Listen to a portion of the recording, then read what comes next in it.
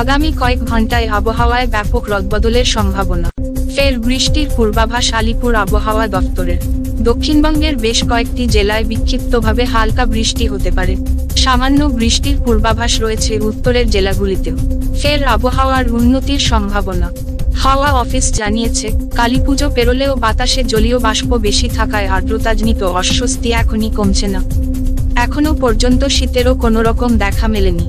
তবে নভেম্বরের প্রথম সপ্তাহের শেষের দিকে তাপমাত্রার পারদ নামতে পারে। ইতিমধ্যেই দক্ষিণবঙ্গের জেলাগুলিতে ভোরে ও রাতের দিকে শীতের আমেজ অনুভূত হলেও কলকাতা সহ পার্শ্ববর্তী জেলায় তাপমাত্রার পারদ নামবে আরও 4-5 দিন পর থেকে। নভেম্বরের প্রথম দিন রাজ্য জুড়ে বৃষ্টির পূর্বাভাস দিল আবহাওয়া দফতর।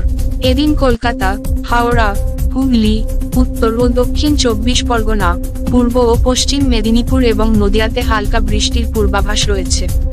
উত্তরবঙ্গের উত্তর দিনাজপুর, দার্জিলিং, কালিম্পং, জলপাইগুড়ি, কোচবিহার ও আলিপুরদুয়ারে বৃষ্টি হতে পারে। দু-এক জায়গায় বজ্রবিদ্যুৎ সহ হালকা বৃষ্টির সম্ভাবনাও রয়েছে।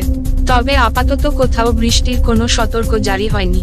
এদিকে দক্ষিণ পশ্চিম বঙ্গোপসাগরের উপর রয়েছে একটি ঘূর্ণাবর্ত। মান্নার উপসাগরের উপর আরও একটি ঘূর্ণাবর্ত রয়েছে, যার জেরে সপ্তাহান্তে দেশের দক্ষিণ প্রান্তে বজ্রবিদ্যুৎ সহ ব্যাপক বৃষ্টির আশঙ্কা হাওয়া অফিসের। এদিকে শীতের পথে বাধা হয়েছে উত্তর অসমের উপর ঘনীভূত ঘূর্ণাবর্ত। এর জেরে শুক্রবার থেকেই উত্তর পূর্বে ব্যাপক বৃষ্টিপাতের সম্ভাবনা রয়েছে। কলকাতার সর্বোচ্চ তাপমাত্রা 32 ডিগ্রি সেলসিয়াস থাকতে পারে। সর্বনিম্ন তাপমাত্রা নামতে পারে 26 ডিগ্রি সেলসিয়াস পর্যন্ত। ভাইফোঁটা থেকে বদল হতে পারে আবহাওয়ায়। সেদিন মূলত শুষ্ক আবহাওয়া থাকার পূর্বাভাস রয়েছে। ব্যুরো রিপোর্ট, জেলার বার্তা।